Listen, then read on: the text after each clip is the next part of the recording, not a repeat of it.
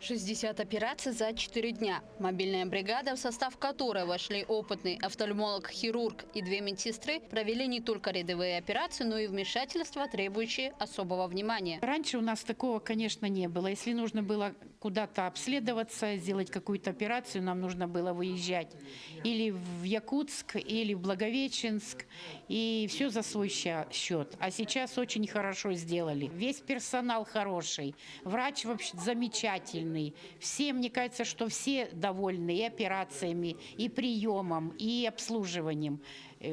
Очень хорошо. Если было бы почаще вот таких выездных операций, было бы очень хорошо. Мобильная бригада офтальмологов в этом году приехала в Алдан впервые. Как и в остальные командировки, врачи берут с собой все самое необходимое. От маленьких искусственных хрусталиков на замену до операционных микроскопов. Основные проблемы именно катаракты – это в основном возраст. Но учитывая, есть и молодые пациенты, которые уже обращаются с катарактой. Бригада выполняет в основном операцию по поводу катаракты. И есть некоторые пациенты, которые обращаются по поводу введения интравитреального ингибитора ангиогенеза. То, что мы приезжаем на месте, это думаем, что это удобно для пациентов, так как им не нужно ехать в город и получают лечение на месте.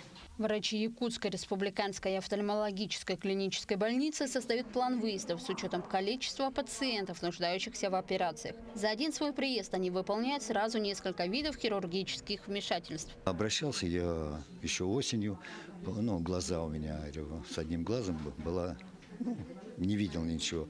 Но сейчас вот они приехали по весне и сделали мне операцию. Операция, в принципе, прошла успешно.